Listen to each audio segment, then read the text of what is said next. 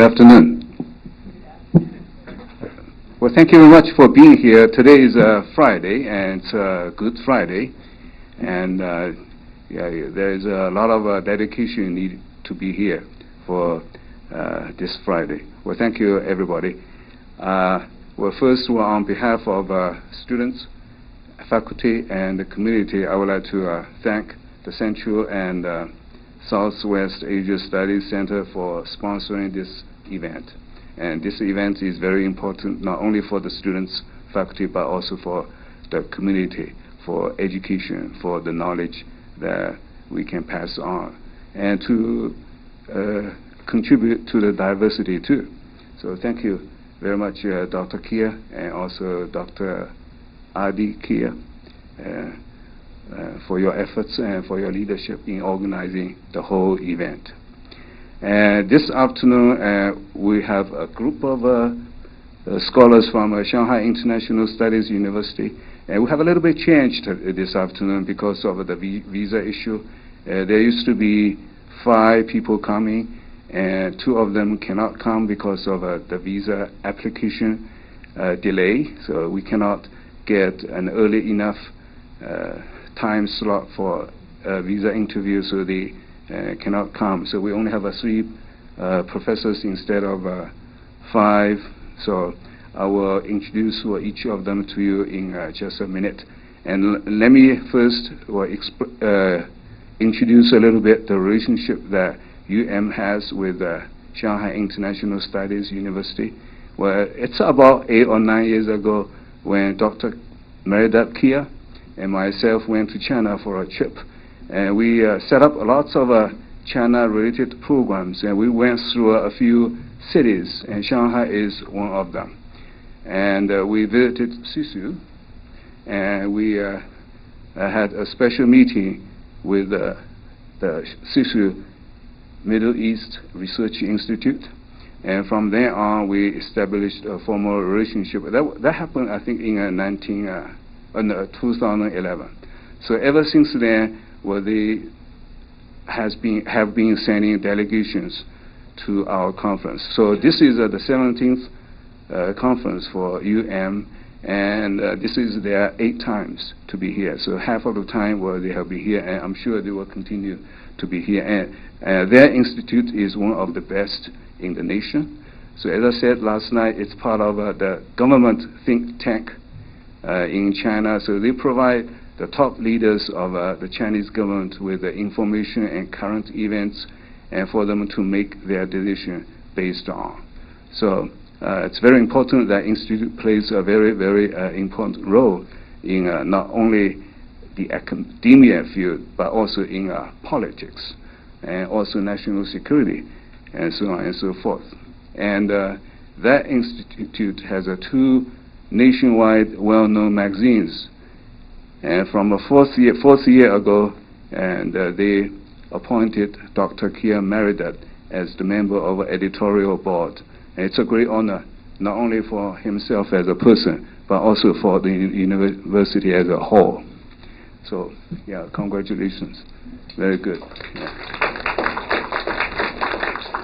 And as I mentioned, that university is a highly ranked university in the nation. And it's a very prestige, and they have trained a lot of qualified students, and we have a very, very well-known and important alumni from that university. And we have one former First Lady in China who graduated from our university, 2 foreign ministers, 3 dozen ambassadors to different countries in the world, and the current Chinese ambassador to China actually graduated from Sisu. And so we have a very strong and long-time relationship with the university. A lot of people here have visited Sisu, including Effie, when she was the director of foreign students and scholar services. And whenever I go back, and they always ask me to say hello to Effie because of her help and constant support. Well, thank you very much, Effie. Yeah. Well, here I want to recognize a very one special person. When I first came here, I'm always a curious person, so I was on my bike a lot, traveling in the city and visiting all kinds of different places. And then all of a sudden I saw Christian Science reading room. Christian Science Monitor has been one of the very few Western newspapers in China, which Chinese government says, okay, that's a great newspaper because of its objectivity. And so when I was a young student, as you guys, as an undergraduate student, well, I read a lot from Christian Science Monitor, that newspaper. I learned a lot. And so I saw this, so I walked in. And then I met with Mrs. Jean Morrison. And we became friends right away and developed a very fine relationship. And later on, we mutually adopted each other. I adopted her as my mom, and she adopted me as her son. And in 1996, I took her and her husband to Shanghai and had a very nice visit. And she stayed with my family for 2 weeks, where you went in 2011. Yeah, yeah. They visited the high school and the park, as you did.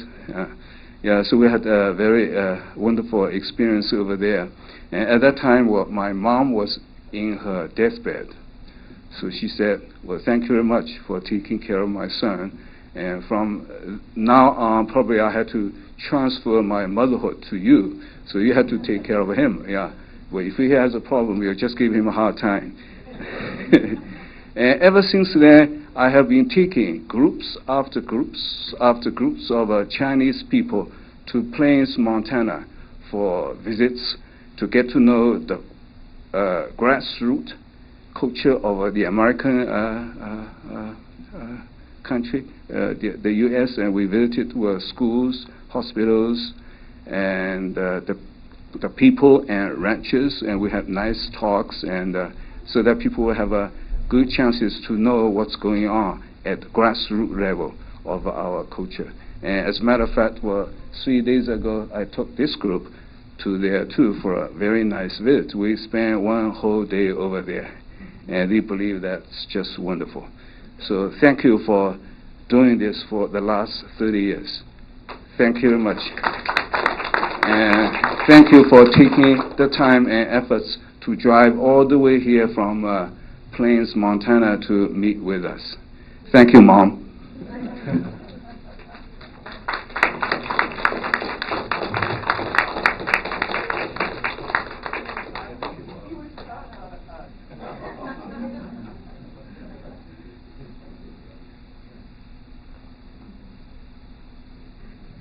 Yeah, probably there are probably 100 groups. Some of them actually.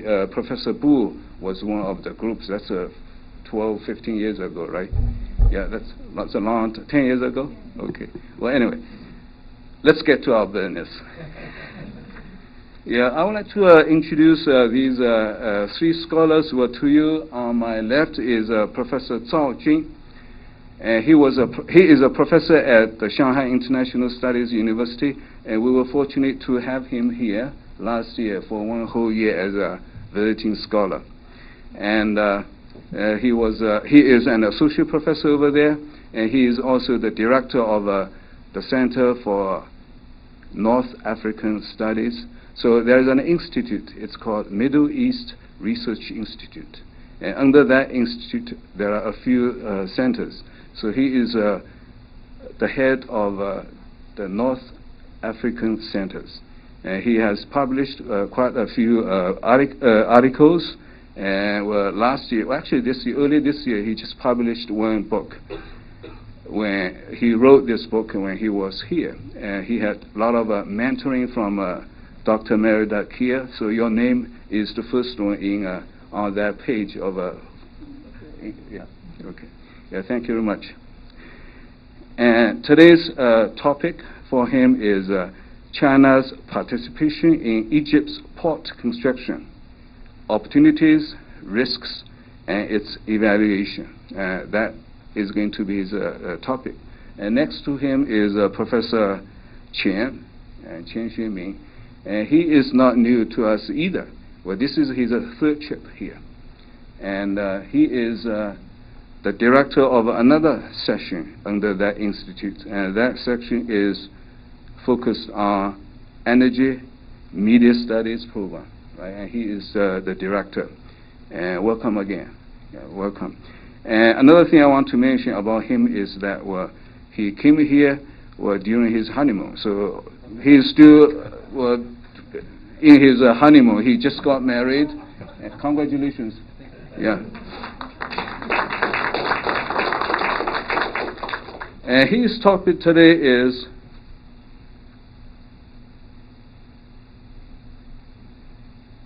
BRI. What is BRI? Oh, okay. So it's a Belt and Road Initiative, and China and the Middle East Media Exchange, and that will be his topic. And then to the further left is Professor Mu Chun Huan. And Chun Huan means spring awakening. That's a very good name. And thank you for coming here to awake the spring in Missoula. So for the wonderful weather for the last few days, and hope the weather will continue.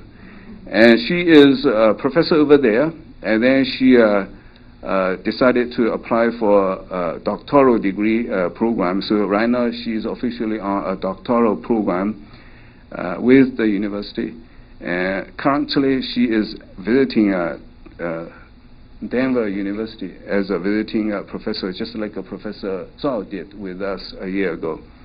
And today's topic for her is the characteristics of a cross-border ethnicity and the development of a Syria Kurdish movement, and that will be her topic. So today's speech will be conducted just according to that order from Professor Zhao. Please hold off the questions, and we will have a question and answer session right after all these three speeches. Let's give a hand to Professor Zhao.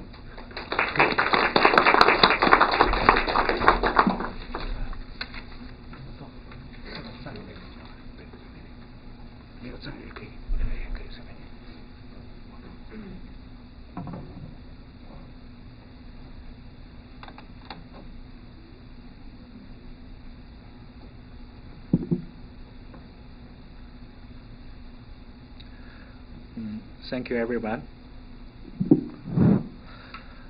It's a great honor to stand here to make a speech to you. And this is my the latest research is about China policy on Egypt. So my topic is China's participation in Egypt's port construction, current situation, opportunities and risks. What's Chinese policy on Egypt? So today I will share my opinions about such a topic. As we know, the location of Egypt makes it a key juncture of the Silk Road economic belt and the 21st century maritime Silk Road. So the importance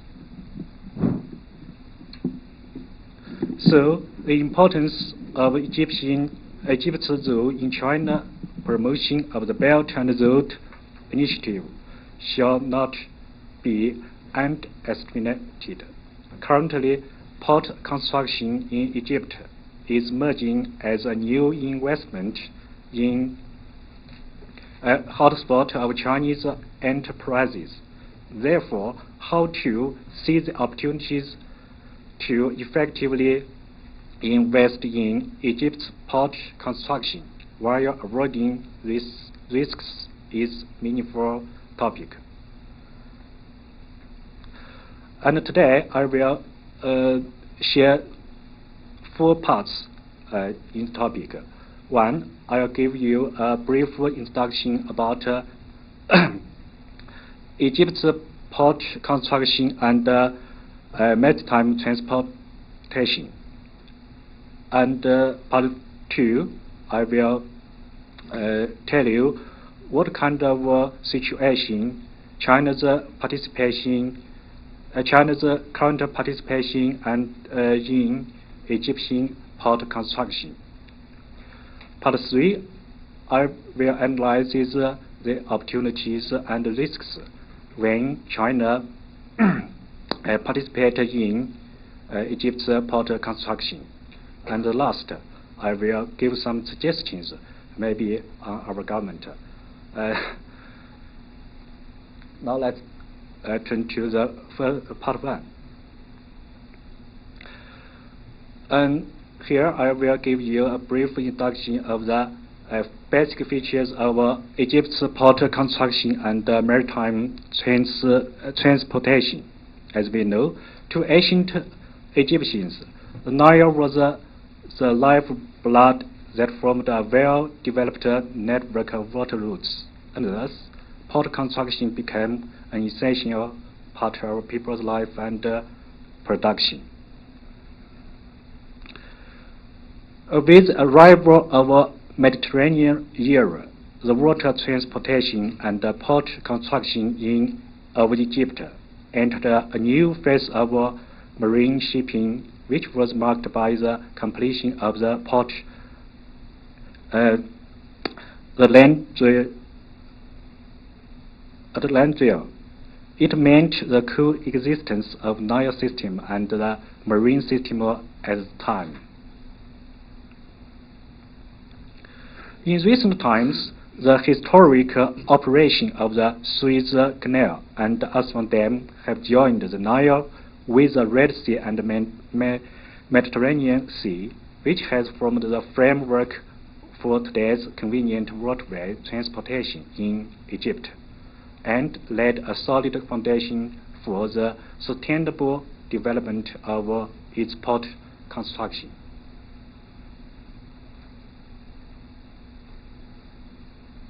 You can see the map of today's water system, water transportation system in Egypt.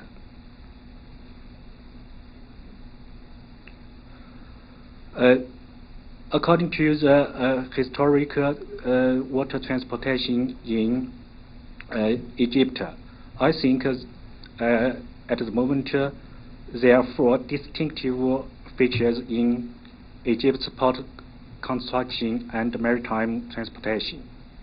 Firstly, Egypt's port construction and marine transportation is a vital part of the international shipping system. The country's 2,500-kilometer coastline enables it to rank among the countries with the most ports in the world and turns it into one of the major international logistic centers.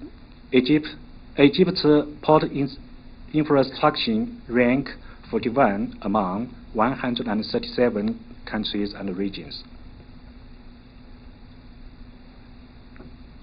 Secondly, maritime transportation is an important backbone industry in Egypt that plays a key role in the development of national economy and exerts profound influence on other industries such as tourism and trade.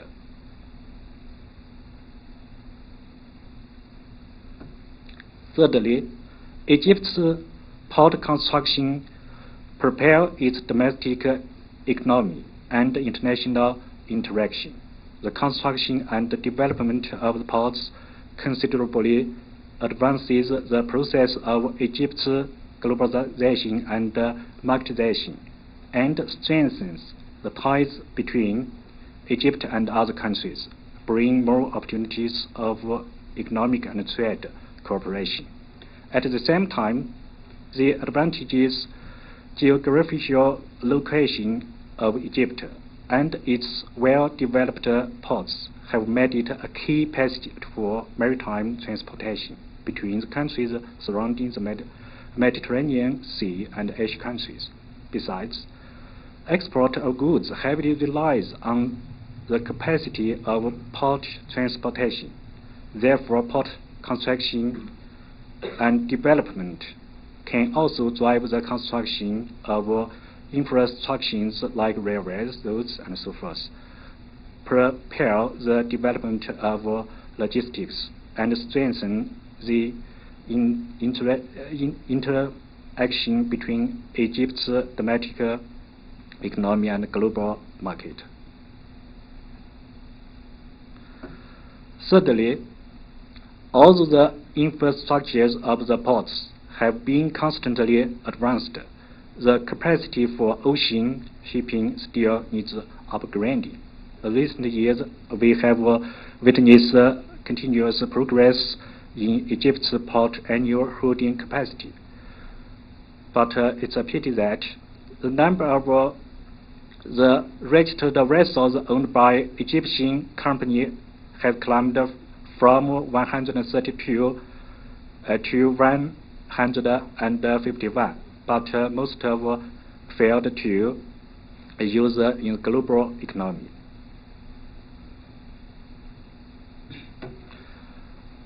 And after the brief introduction of the basic features of Egypt's port construction and maritime transportation, and let's turn to the part 2. China's current participation and its significance. And a lot of people failed to notice China's investment in Egypt port construction. But after a Belt and Road Initiative, there are a lot of investment, Chinese investment in Egypt port construction. Now, let me introduce a summary to you. As we know, Egypt is the first country in Africa and also the first among Arab countries to establish diplomatic ties with China. For long term, China and Egypt have maintained friendly political and economic relations. But it is quite recently that Chinese enterprises have obtained contracts and directly participated in seaport construction in Egypt.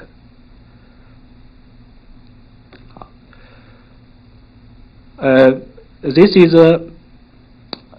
the first and the most important Chinese company investment in Egyptian port construction. You can see from the time to time.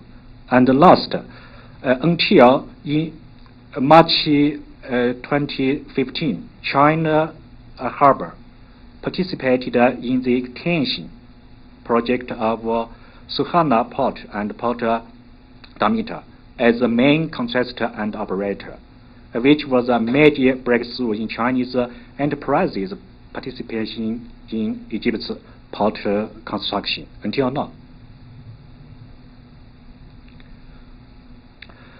And in general, China's direct investments in Egypt's port construction are still limited, and the Chinese enterprises' participation is confined to service projects and support facility construction, which means China's participation in Egypt's port construction is, in terms of both investment scale and value, still on the initial stage.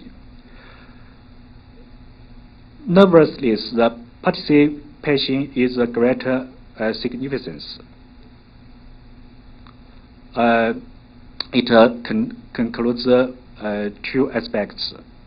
First, in the site of Egypt, I think China's participation in port construction at least cover the following three aspects. First, it can help relieve the money crunch to a certain extent. Second, it can produce the merits of a scale economy. Third, it can help realize Egypt's strategic target of balancing great powers.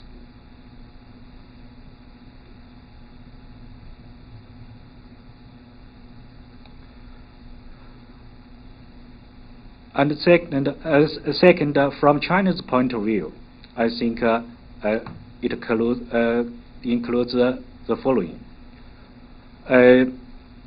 China's participation in Egypt's port construction bears substantial significance. One, it contributes to the construction of a 21st century maritime Silk Road, whose success heavily relies on the development of key ports on the route. On the other hand, China's investment and participation in Egypt's port construction set a foundation for two countries' further political and economic cooperation. And last, port construction and development is a long-term source of economic growth for Egypt. Therefore, China's active participation in the area has a great practical significance to Egypt government.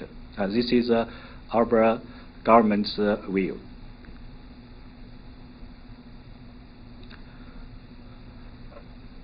Now, I'll give you some opinions. China's participation in Egyptian port construction, its opportunities and challenges. By now, Egypt has been one of the most supportive countries of Belt and Road Initiative, which is believed to be a great opportunity for Egypt's growth in the international community. Therefore, the CC government has been making positive effort to promote the program cooperation with China. You can see such a policy from both sides.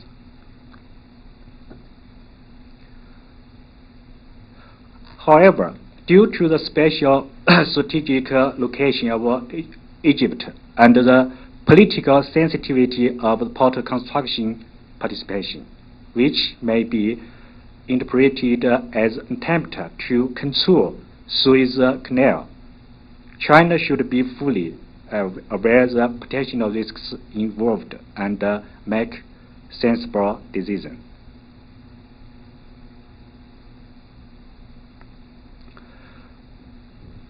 First side, risks. I here listed the risks. You can read the bracket. First, geopolitical risks should be taken into consideration.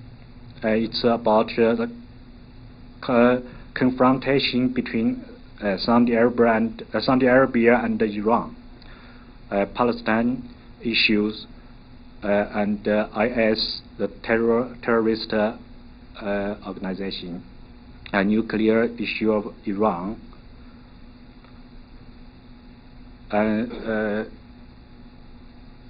Syria problem, Iraq problem, Libya problem, and Yemen crisis as well. Second, economic risks, including Egypt fiscal policy and loose monetary policy. Especially, Egypt receives substantial financial aids from GCC and IMF. On the other hand, economic risks refers to the commercial environment. Third, there's also doing business environment, investment risks caused by the problems of policy inconsistency, fluctuation of exchange rates.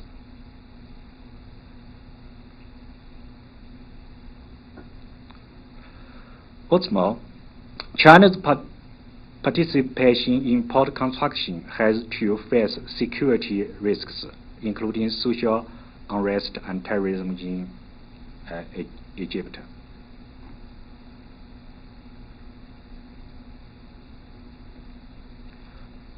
Moreover, there are legal risks out of the corruption of judicature and the imperfection of legal system resulted from political chaos.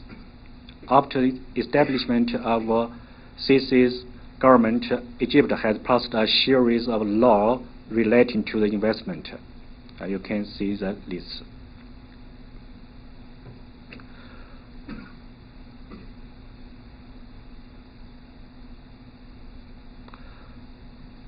The last one, last part, I will give some recommendations. Some of the recommendations have been adopted by our government. Here I list the suggestions here. We shall grab the present strategic opportunity, as China has at least two advantages over other countries at the moment. One is a mutual trust shared by China and Egypt, contrasted with uncertainty characterizing Egypt's relations with America and Russia. The other is the fact that China is the largest trade partner of Egypt at present, and its direct investment in the country is continuously mounting. This is a fact. Though Chinese investment in Egypt is very, very small, compared to the EU countries.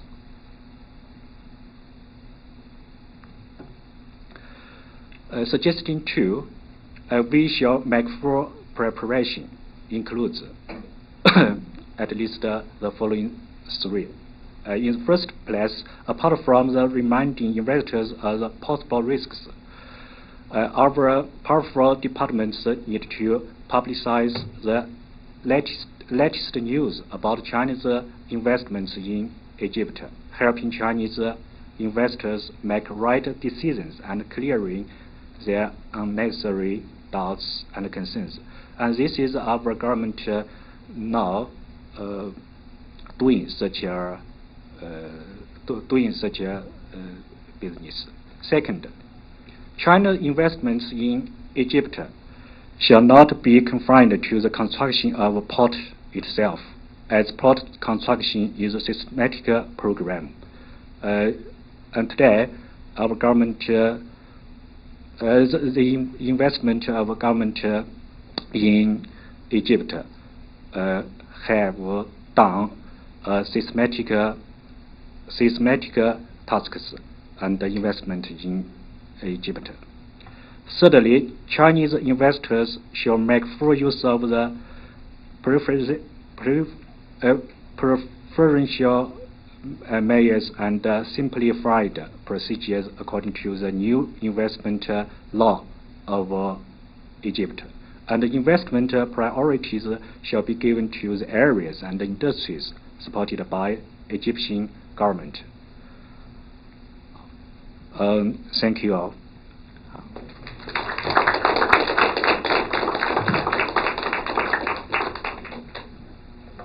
Thank you very much. Thank you. Yeah, as I said, that we will hold off all the questions until the end of all the presentations. And the next speaker will be Professor Xu. He's going to talk about the median exchange between China and also Middle East countries, where there has been lots of going on between these two areas, China and that area, and lots of investment and construction. And then we believe that there should be also cooperation in media to reflect that relationship and also to create images in these two areas about each other, positive images. That's what Chinese government has been striving really hard for. We need to have positive images. Thank you very much.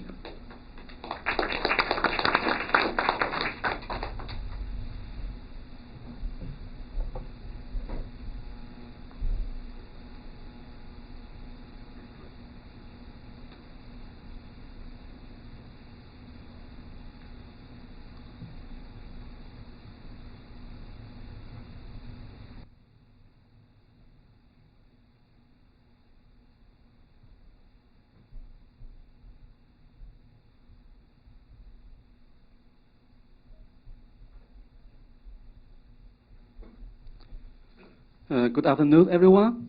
It is my privilege to be here to present here.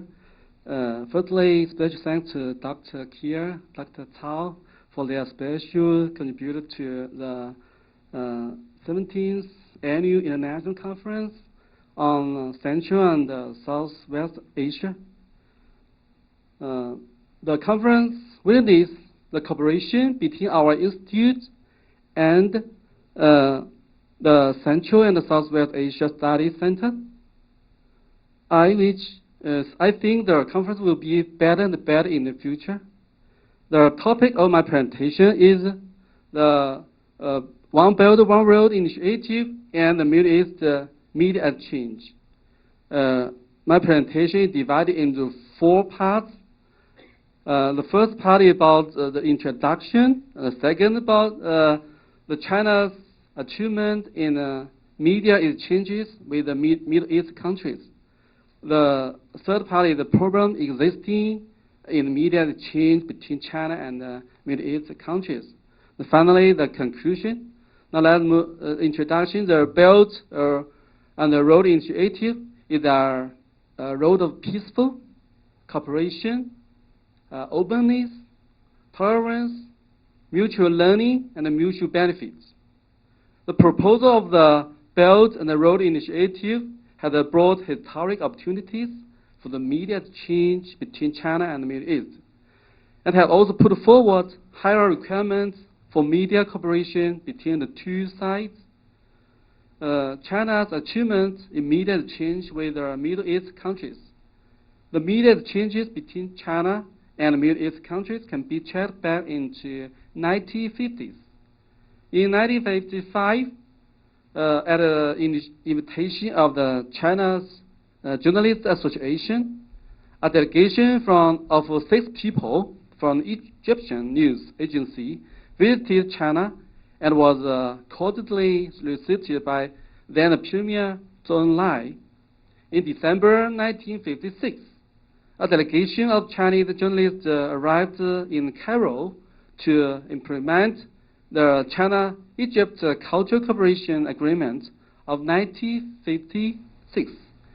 And to visit Egypt, they were met by Ahmed Hassan Bakri, at that time Minister of Religious Fund of Egypt, and Mustafa Yusuf, and then Deputy Minister of Foreign Affairs of Egypt. Since then, the journalists and news delegations, as well as the officials of the government's press department and news leaders of political parties from Algeria, Somalia, Sudan, Morocco, Tunisia, and other Arabic countries and the regions have successfully visited China.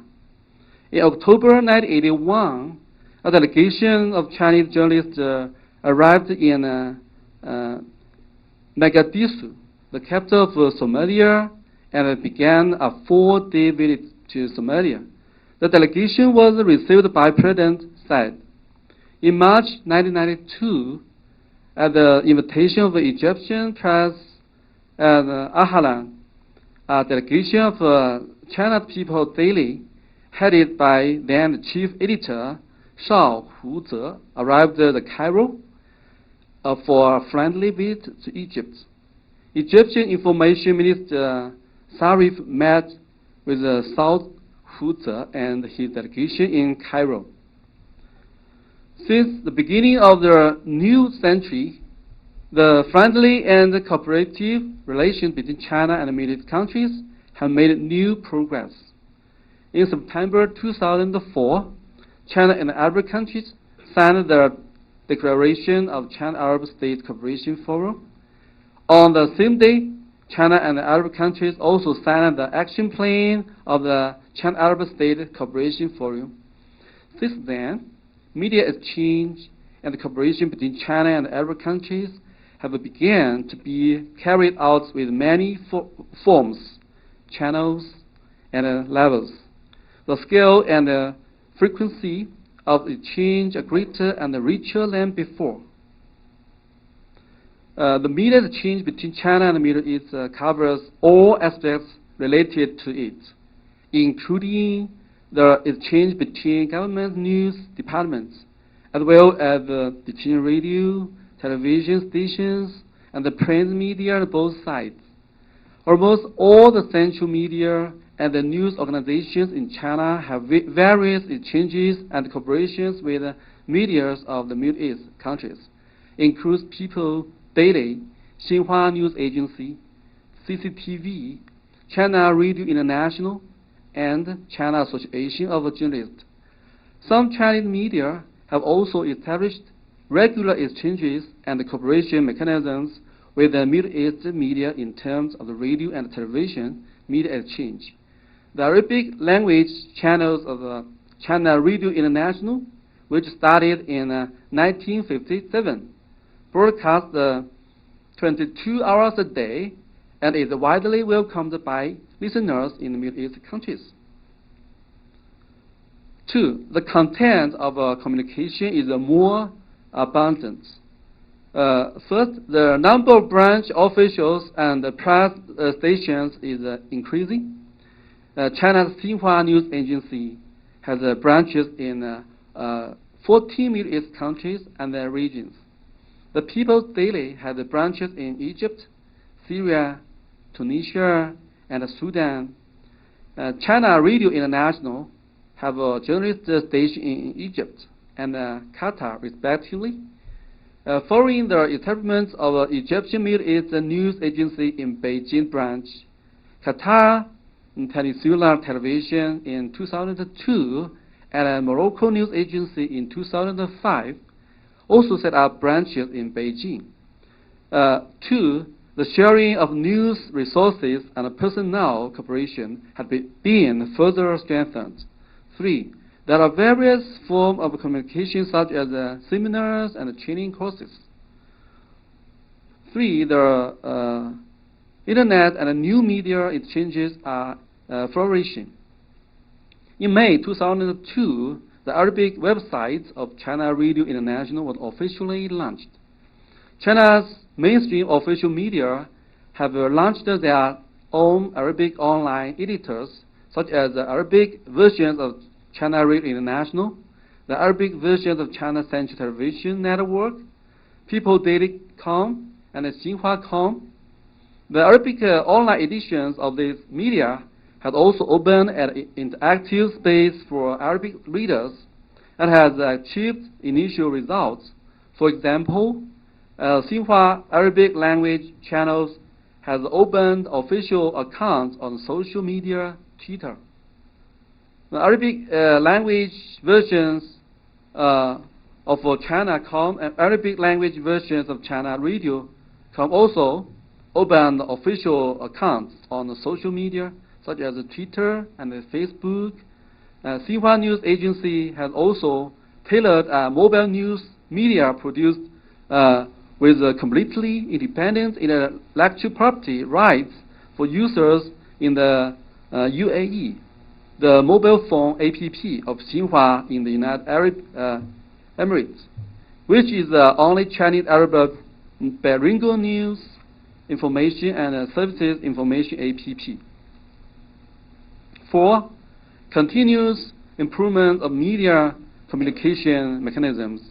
In September 2004, China and Arabic countries signed the delegation of the China Arabic State Cooperation Forum.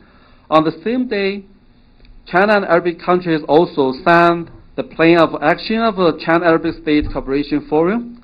The Plan of Action carries out news cooperation through bilateral and multilateral channels and encourages major news media of both sides to strengthen exchanges.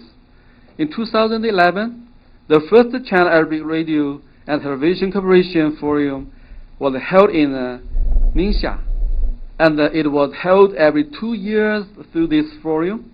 The bilateral and multilateral exchanges and the cooperation mechanism of China Arabic radios and television media will be more mature and complete.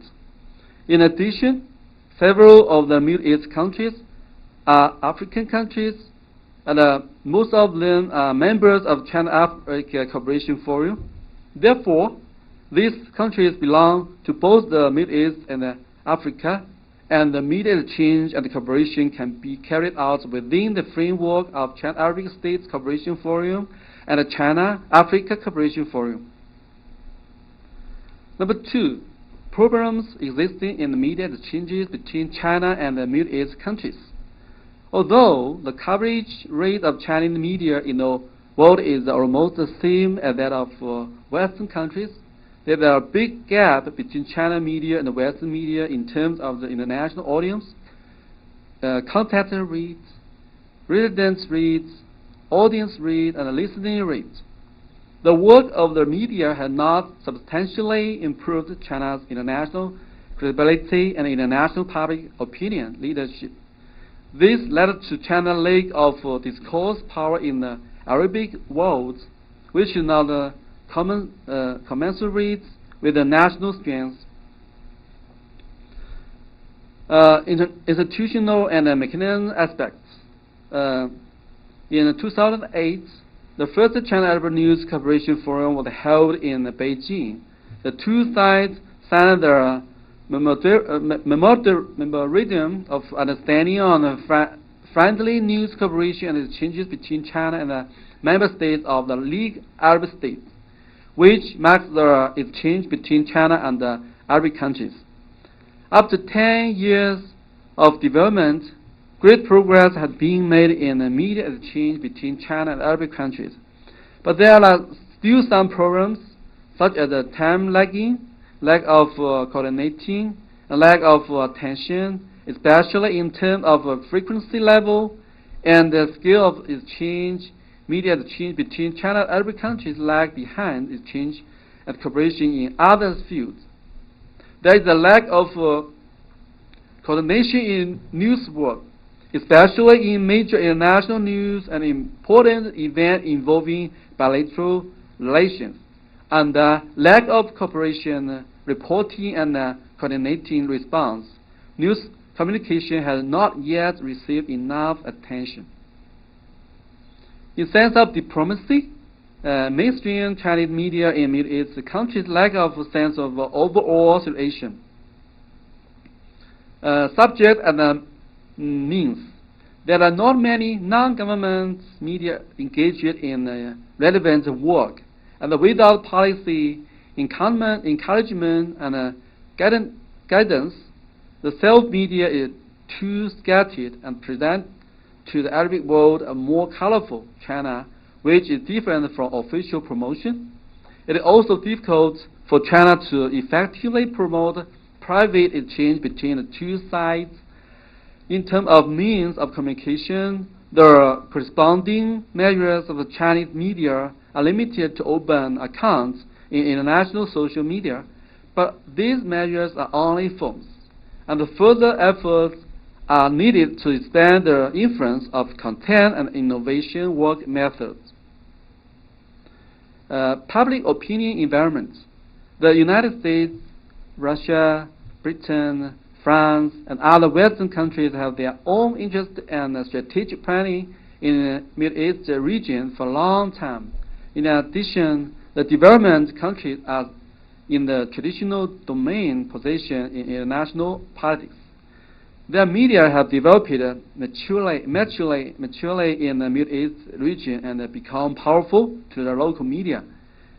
In terms of talent reserve, China still lacks a professional who are familiar with Middle East languages, culture, national conditions, and international relations. Talent training is also an important basis for promoting the long-term development of media exchanges between China and Arab countries. Now, last one, conclusion. Under the context of a Belt Road Initiative, China should improve the existing communication and activities on the Silk Road. First, to form an orderly, efficient, and unique internal communication mechanisms and expand the popularity and influence of mainstream Chinese media in Middle East countries. Second, the Chinese journalists should actively go to the front line of the work in the Arabic world so as to realize the direct exchange and cooperation between Chinese media and Arab media.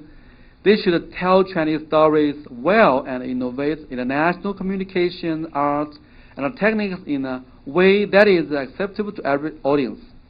Thirdly, it is to grasp the cultural context and use of polysemous discourse to disseminate appropriate content.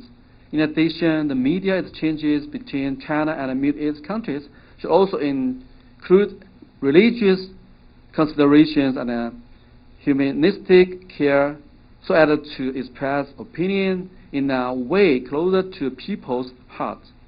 Thank you for your patient listening.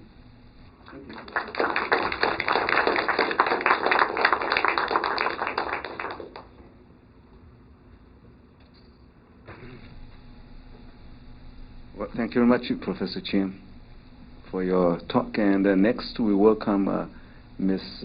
Mu to give us a talk on her view on the Kurdish movement and also the Chinese standpoint, government's point on Kurdish movement.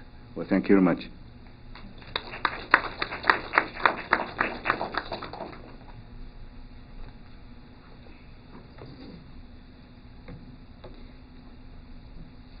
Good afternoon, everyone. Thank you, Dr. Kia. Thank you, Professor Zhao. Thank you to help me today.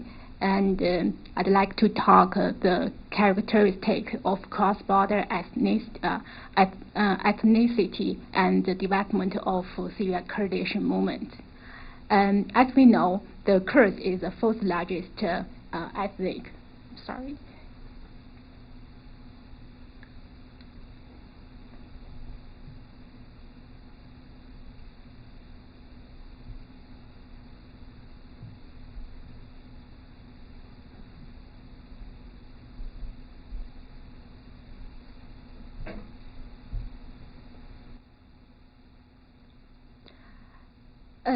As we know, the Kurds is the fourth largest ethnic group in the Middle East, with a population of about 30 or 35 million, and mainly inhabiting in the Kurdistan. In the first half of the 20th century, with the successive establishment of Turkey, Iran, Iraq, and Syria, Kurdistan was divided into 4 parts by the countries mentioned above, which caused the Kurds lost their opportunity to create their independent nation and became ethnic minorities in these countries.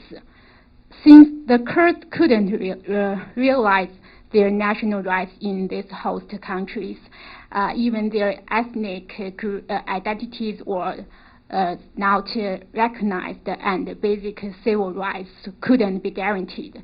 The Kurds had been struggling several decades. Although all of the Kurds are fighting for the one nation identity, but the Kurdish parties from different countries organized movements separately, and they have hardly considered fighting for a unified Kurdish nation state as a common goal, except the PKK once did it in a certain period. From this page, we can see the development of the Kurdish movements in different countries. In Turkey, Kurdish rebellions, 1925, 1930s, 1937, and the armed insurgency of the PKK from the 1980s until today. Iran establishment of the Republic of Mahabad in 1946 with the support of Soviet Union, but only lasted 1 year. Iraq, 2 wars against Baghdad regime during the 1960s and 1970s, established a de facto autonomy in 1992 after the Gulf War. and the KRG, the Kurdistan Regional Government, gained legitimacy after Iraq War, and Syria, as we know, gaining de facto autonomy in the north and the northeast of Syria from 2012. Yeah. So the Kurds is a typical cross-border ethnic. As a cross-border ethnic groups, the Kurds had many characteristics. First, the Kurds are maintaining deeply cultural and psychological ties. The borders of the sovereign states didn't cut off their common national identity, and they share the common identity of Kurds, language, culture, history, customs, and they live in the land of Kurdistan. And these relations create a deep psychological bond among the Kurds, and cause that Kurds in each country are very concerned about the fate of Kurds in other countries. The Kurds' misfortunes in one country will draw sympathy from the Kurds in the other countries. Likewise, the progress of the Kurds national movement in one country can encourage other Kurds around. Secondly, inhabiting contiguous area facilities cross-border interaction of the Kurds. Kurds in all four countries live in adjacent border areas, which makes it easier for them to move about with each other.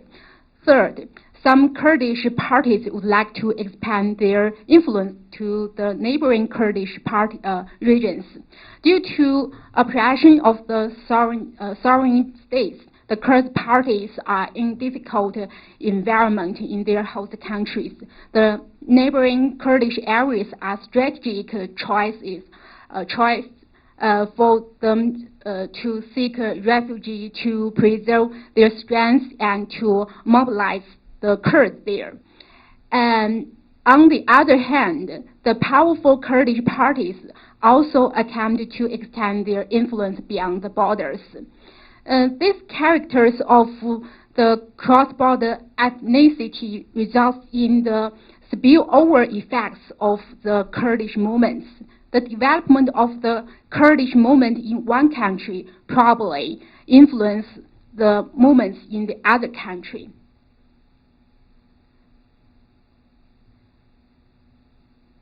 And the types of the spillover effects in Kurdish movements include four types.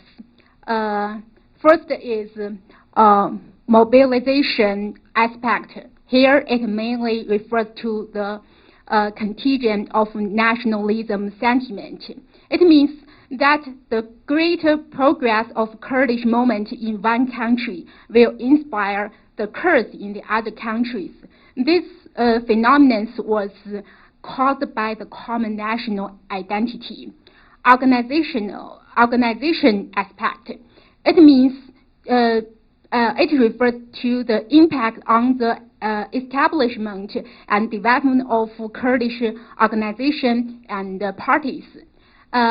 Ideology aspect.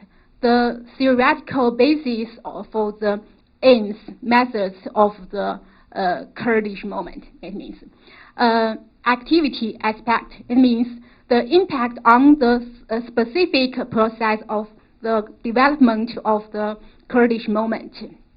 And the Syria Kurdish movement has been obviously experiencing the spillover effects of the neighboring Kurdish movements, especially the Iraqi Kurdish movements and PKKs.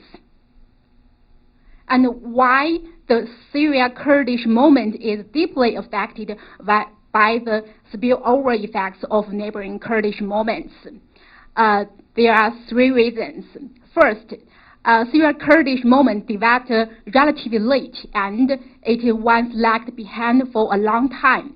The first Syria Kurdish party established in 1957. From then on, many Kurdish parties were created. However, they were quite small and powerless, and hardly organized any campaigns effectively before Syria civil war. While Iraqi Kurdish parties and the Kurdish Workers' Party in Turkey have been struggling for their national and democratic rights for decades, also have accumulated rich experience and strength.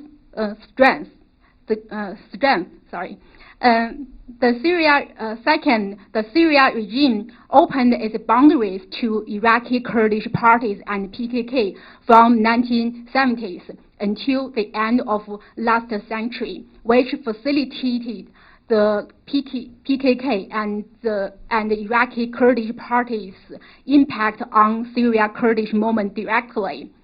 In order to against the neighbors also transfer its Kurdish problem and contain its Kurds, the Syria government used to allow Iraqi and Turkish Kurdish parties operate in Syria. These Kurdish parties were once active in Syria for many years. Third, the outbreak of Syria civil war is a sudden historical opportunity for Syria Kurdish movement, and both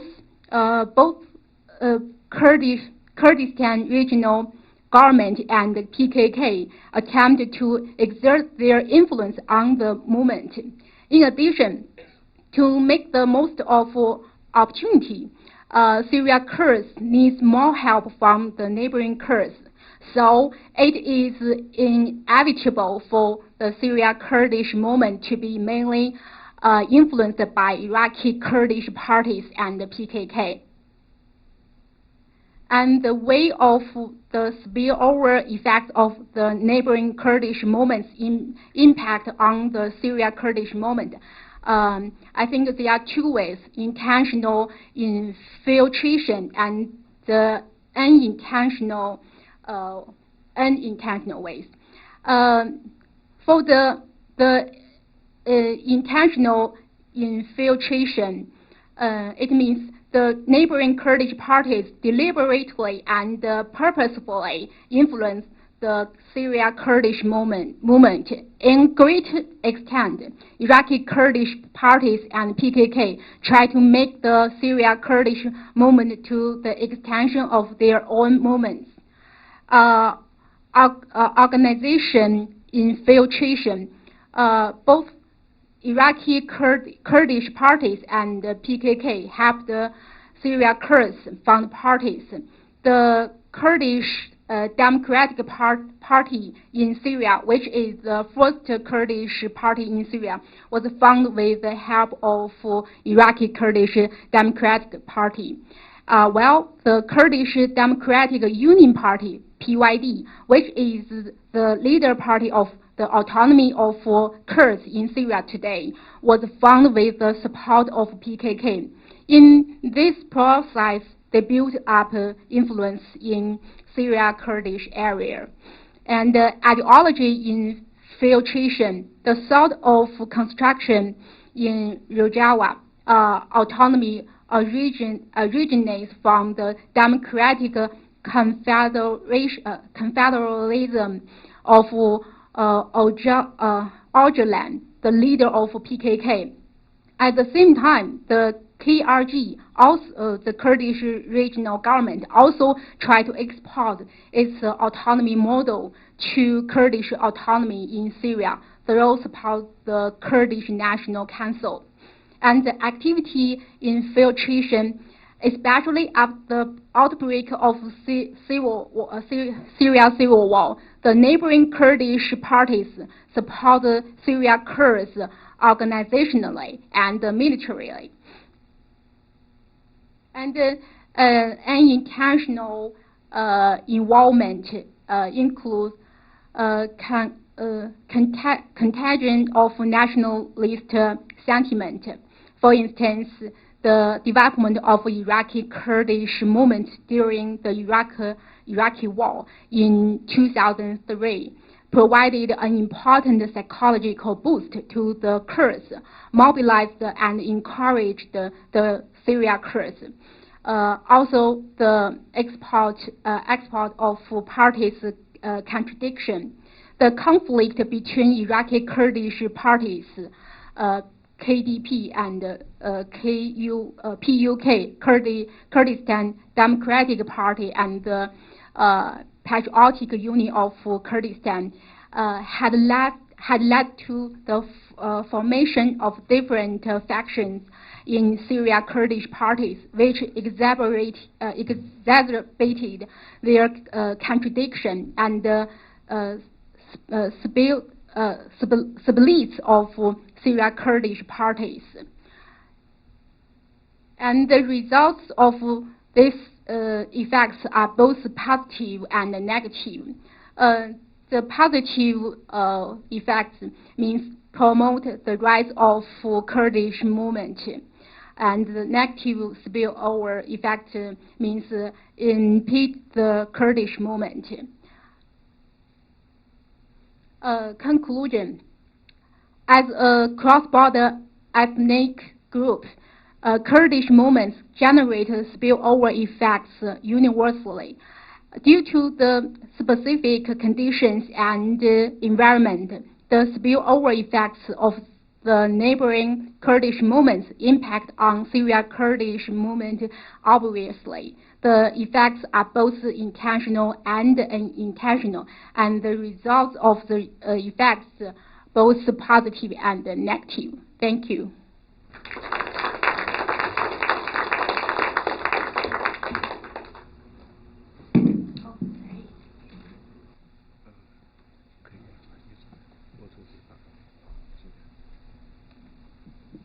Now the session is open for questions. And please raise your hand. We have a microphone here. And please keep the question short and targeted to one of the speakers.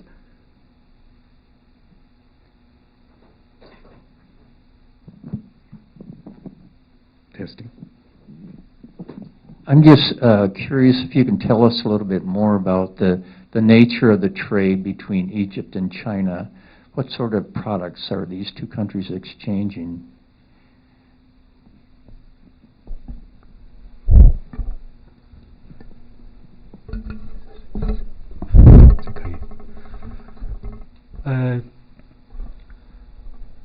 The trade between China and Egypt is mainly, as you refer to, Chinese export. Most Chinese foods, most Chinese items is exported to Egypt, and China has import little from Egypt. A lot of light industrial products is exported to Egypt from China. Thank you. So then the economic influence is skewed, the balance is skewed. It sounds like China exports a lot to Egypt, and Egypt not so much to China. Last year, the volume of trade between Egypt and China is over $1,000 million, but China has exported about 90,000 million products to Egypt. So it's a very large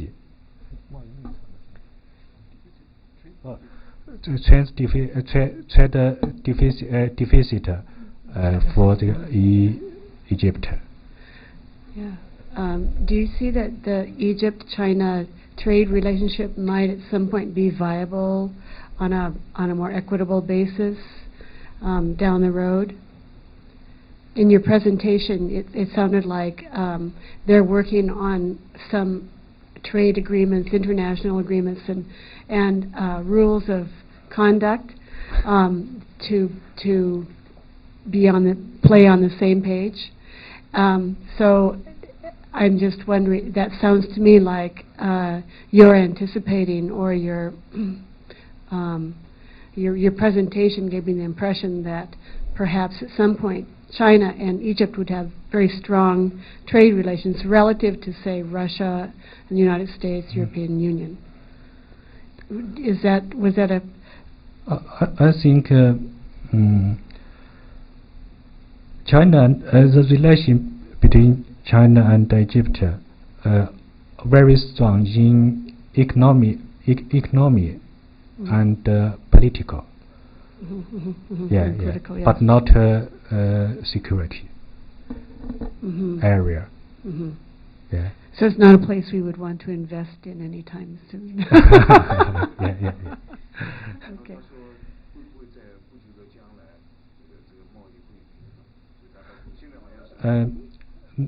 I think never unbalanced between the two countries, because Egypt has little products which China need. This is a fact, and Egypt should get a lot of products from China, or from China, especially technical and light industrial products. A lot of light industrial products that Egypt can't produce itself. Yeah. Understood. Well, thank you. You're welcome.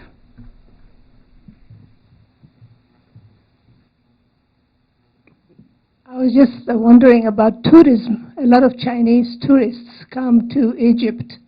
Would that be one of the export items, of Egypt? In other words, by attracting more tourists from China, that helps the economy, right, of the country? Yeah. Is there a lot of promotion of tourism? Yes. These days, a lot of Chinese travel in Egypt, and last year the Egyptian official number is about 200,000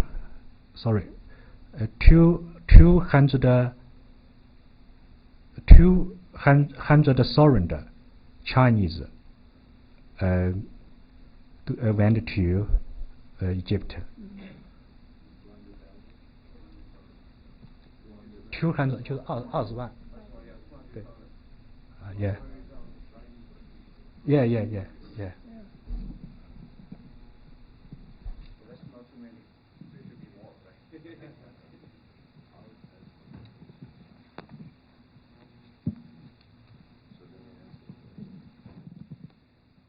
Thank you very much for your presentation. So the first question on the Kurds. So how would I put it? China has, at least in appearance, has this soft diplomacy. All your three presentations, basically you de-emphasize military involvement, you emphasize trade, exchanges, media, and so on and so forth.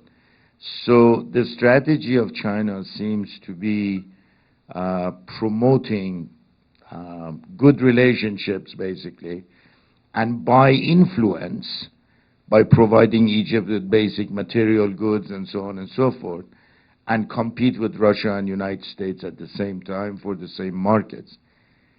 So even in the case of Syria, for example, China refuses to condemn the Assad government, despite its brutality. So how does the Chinese media present this conflict? There are Kurds who are fighting against the Assad government, and the Chinese government refuses to either criticize the Assad government or the Turkish government or the Iraqi government. It's an interesting situation, and I'm very curious, how does the Chinese media present the Kurds? Who are they? Are they just a people and that's it? Or are they presented as a national movement, national liberation movement? I'm very curious to find out. That's my first question.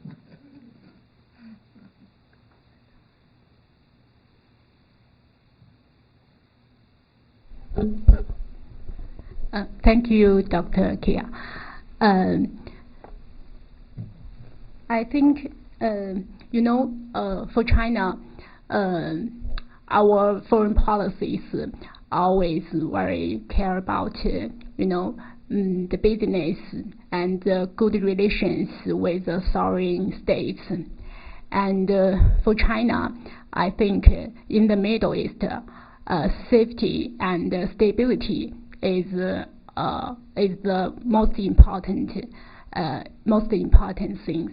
And in our media, we also, in China, one of our principle of foreign policy is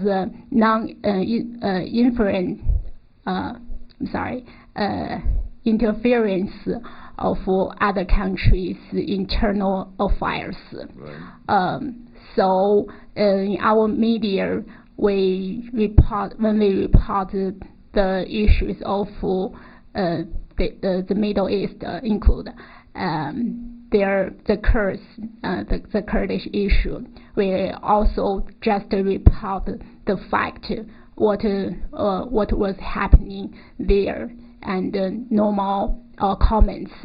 And we our Chinese government, we just want to do business with these countries, and we are seeking the opportunities to make money there, and we want to cooperate with any countries there.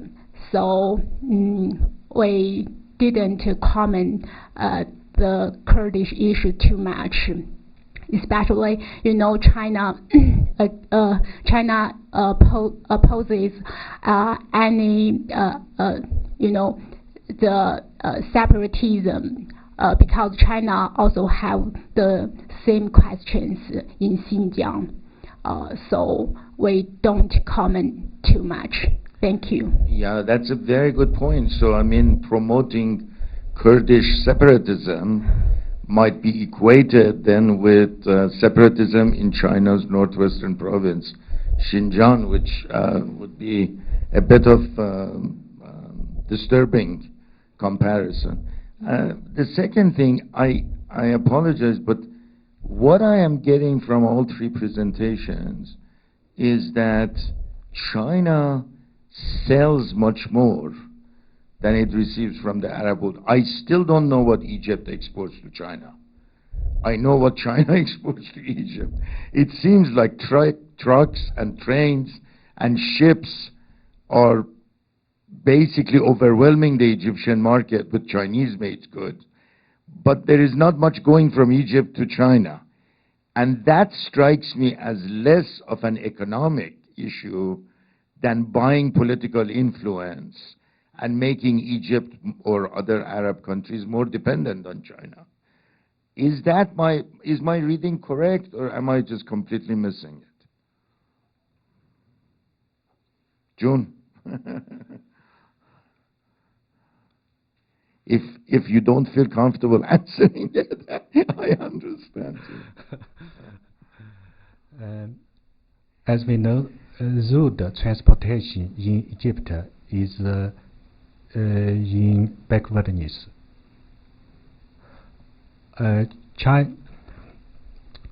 China gave aid to Egypt on technology on train, especially high-tech train. I think Chinese government want to help Egyptian development, and if Egypt has developed well, I think more peace will get in the country. A very diplomatic answer. Thank you very much.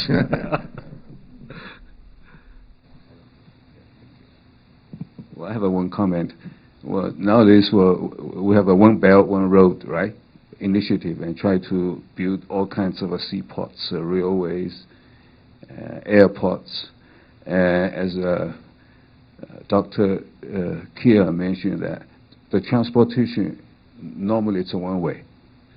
So the train is going westward, full loaded, coming back empty. As we see the empty thing here, well, it's a one-way. Okay, and then, well, actually, Professor Zhao mentioned that we never expect the trade will be a balanced one, as Dacia mentioned about whether China is going to see in the near future the balanced the trade. Yeah.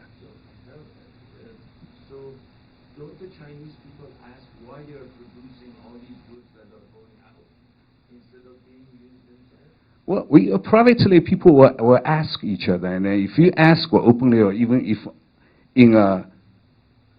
on occasions like this at the university, you will be invited out for tea by Chinese government officials or their counterpart of FBI or CIA agents. Yeah, they say, hey, Professor Kia, we would like to have a tea with you. Yeah, come with us. And what they will say is, could you be silent on this? Yeah. Okay. Yeah. It's really how open is the media? We some years ago we hosted a student from China who was attending university, and he stayed at our place, and he was telling us how onerous, how difficult it was to utilize the internet freely and substantially. It seemed like there was some control and resistance in allowing transparency or certain media companies to operate over the internet there. So he was very joyful to be in our country and to have total access, as freely as he could. He also downloaded several Chinese programs on computers that freely, but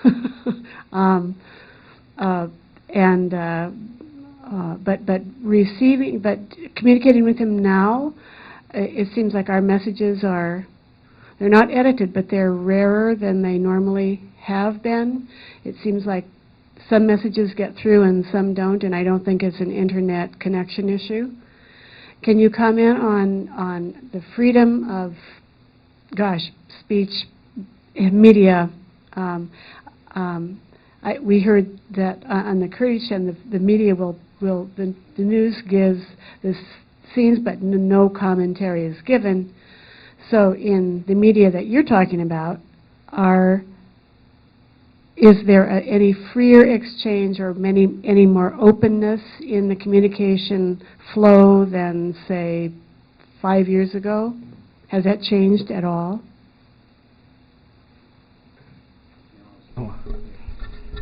You mean the Chinese internet? I think there are two dimensions. One dimension is maybe in China domestic. The other is the foreign dimension. I'm expert in maybe in foreign relations. But I think China and Arabic countries, they promote more media exchange frequently. There are personal exchange, there are delegations from each country visiting China, and Chinese media person visit various countries, and we set a lot of branches in Middle East countries and the Middle East countries also said branch in China. But also, I think you mentioned some social media, Twitter, something. I think it is obstacle for China and other countries to communicate. But I think in the future will be better. Yeah. Yeah, I not so much social media, but just access to internet sites that are informational and political or financial or just factual, even academic, access to any sites freely in China as it is here in the United States. Is that becoming more viable? Is that becoming more possible? Or is the media the internet and what can be accessed fairly controlled in China still? You mean the media, internet, maybe some information can access to some specific website thing? Subject matter that is factual, substantial, political, financial. That that is it isn't personalized to a country or another. It's just like reporting on the Syria situation, for example, and the Assad government. But no comment is given. Pictures are shown. No comment is given. I see that as rather restrictive and not as transparent as might be here. Yeah, it's censored. Yeah. Censored? You mean there are something about Syria, something? Well, no. Generally speaking, maybe in politically sensitive areas, the subject matter is censored. Yeah, I think in every area, every country, or maybe similar, there are some sensitive information. Maybe it will be controlled. I think it will be some information will be harm to the national security, something. So maybe I think countries will be take some measure to control something. I think this is it is natural for. I think if they think they will do good to their national security, something. Yeah. Okay. No, I just wanted to comment. I mean, this morning we had a wonderful presentation by Dexter Roberts, who was the Bloomberg correspondent, and one of the first thing Dexter said is that the Chinese banks are fully controlled by the state, right? That by itself should answer your question. If investment is completely controlled by the state, media outlets are functions of the state, right? I mean, let's put aside the PC discourse. I mean, when you do not have a financial base to have your own independent media, you cannot have a free media. Is that jumping the gun, or? Okay, I think we answered. Let me make a few comments on this. They cannot make comments. I can. Okay, because it's sensitive. Well, as they mentioned, it's a sensitive. Okay, it's a sensitive issues over there, and they don't want to talk about this. Well, actually, they have to be careful talking about this. As I said, that were on occasions like this over there in China, where professors had to be careful, and quite a few of them lost their jobs, or even,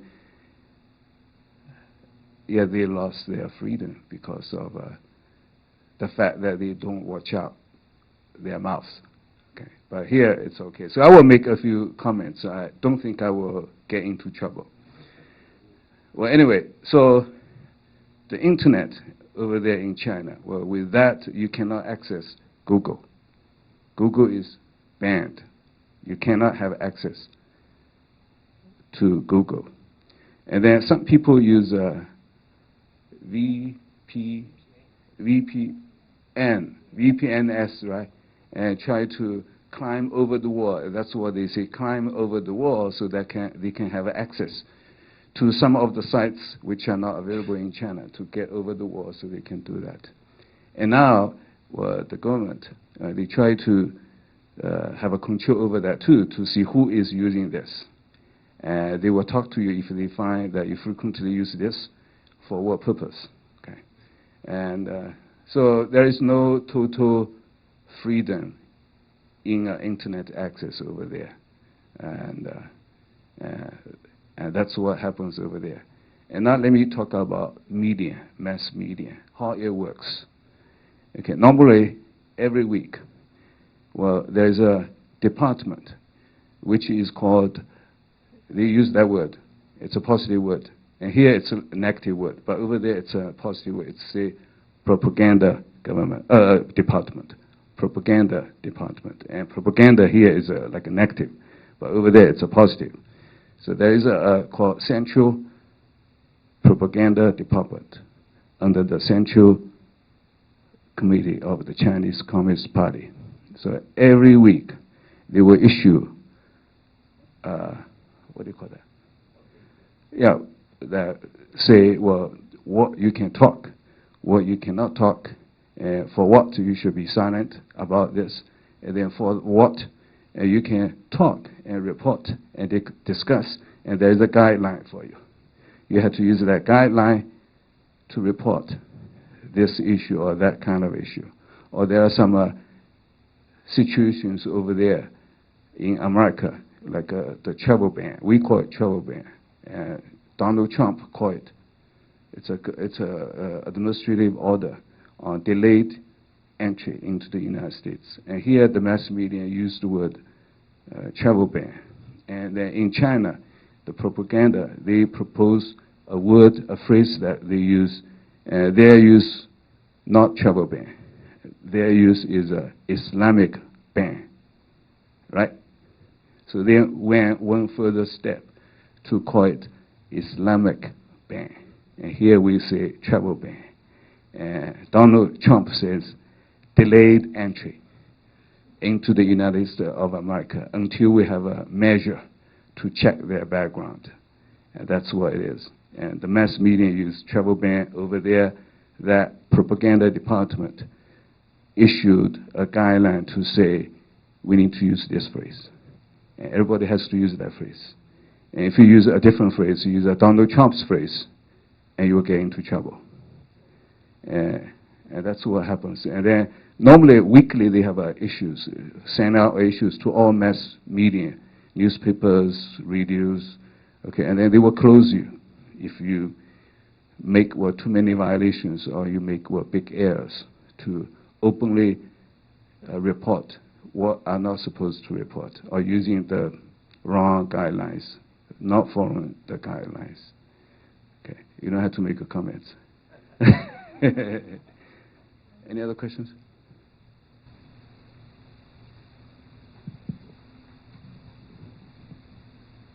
Okay, so going kind of off of all of that, CSU has an official Facebook page, but when I was in Shanghai, you weren't allowed to go on Facebook. Is that recently changed, or is that a new, like, only certain institutions can have Facebook? Facebook. Professor Chen. You mean CSU, our university, have a Facebook? Yeah. I think our university now more focused on international images of university. Our website have a lot of language. We translate into Arabic language, Turkish language, Japanese language. So we are maybe make our university more internationalized. So we have a Facebook account, so make our university well known to others. Thank you. Well, I think her question is that Facebook account still active? I think in China, Facebook 跟 Twitter the official Facebook is okay, but the private maybe it isn't work. The official have a Facebook, maybe they can use it, they can work, but in private you can't access Twitter, Facebook. You can't access. Personal user will be banned, but official user, just like the central government, a department of central government can use Twitter, Facebook, YouTube. That's okay. But personal user is always banned. If you use VPN or VPN, if you use domestic account, you will be traced. You will be checked, and a lot of people use foreign account to buy VPN usage. Yeah.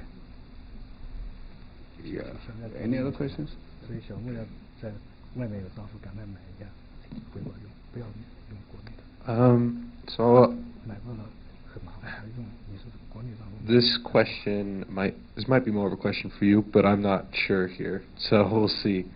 So how much choice do professors from China visiting America have as to the content and subjects they can teach, and how much choice do students coming from China have as to what kind of courses they can take?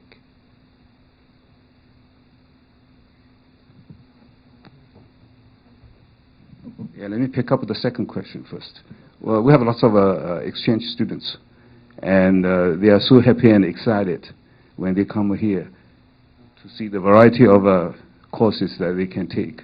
Well, let's say they major in English, where they can even take a class in a media class, performing. And does that happen over there in China? No. Well, if you major in English, you can only take certain elective courses, but you cannot take courses which seem to be far-fetched, has very little to do with your major. But here, it's different. So we have CSU students, exchange students. As a matter of fact, we have 2 on campus right now, and they are both English majors. And you know what happened? They are not taking any English classes here. Yeah, they just take the advantage of being here, taking all kinds of very interesting classes that they believe that it's going to be wonderful for their career later on. So one is taking a drama, and one is taking a media class. So they feel free to take whatever classes they do. And for visiting scholars, I would like to have Professor Zhao talk about this, because he was a visiting scholar a year ago. Please.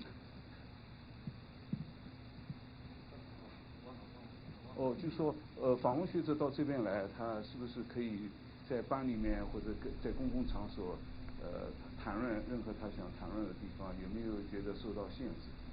就在美国是吧？在美国是访问学者。As I know, there's no limitation for our visiting scholar to speak, and including me, I attended a lot of conferences and a lot of public activities and make friends with all kinds of people here, and we talk about extensive topic. There's no limitation. There's no limitation. But I must point it out that some of my friends ask sensitive problems about China. I will say sorry, no comment, because I am a member of Communist Party. I'll keep a secret of our party. Did that answer your question? Okay, and then I have heard from some of the visiting professors where actually where there's no guidelines. Well, actually, probably there is a guideline. But when you are here, actually, pretty much you are on your own. But that cautiousness, because they were born and grew up in that culture, so that cautiousness has become one of their genes. It's in there. It's a part of themselves, and they just can't live without that. So they are very, very cautious and careful. Well, sometimes we'll have a lunch, brown bag lunch discussions, forums. And if that particular forum is about sensitive issue like Xinjiang or Tibet, and they try to avoid. And they say, why avoid? Just go and sit there and listen. And then they say, oh, that's sensitive. And once in a while, I'm a Chinese, and maybe they will ask me. And then I will be in a very bad situation, whether I should talk or I should not talk. He said, that's bad. And I say, well, just go there and listen to other people, what they think about this. We need to be open, and we need to know other people's opinion. Just don't hide inside yourself. But some people will go out and hear all different talks, and then some people are just too cautious to participate. Yeah. Any other questions? Okay. Well, thank you very much for being here, and that will conclude the 17th annual conference. And thank you again, Dr. Kia. Yeah. Mm-hmm. And we'll have a same conference next year, and watch out for the dates. And from time to time, the center will hosting lots of other lectures. You're welcome to attend the brown bag lunch talks. Well, thank you again, and have a wonderful weekend. Hope you have a very good trip back. Thank you. Thank you. Thank you. Thank you so much.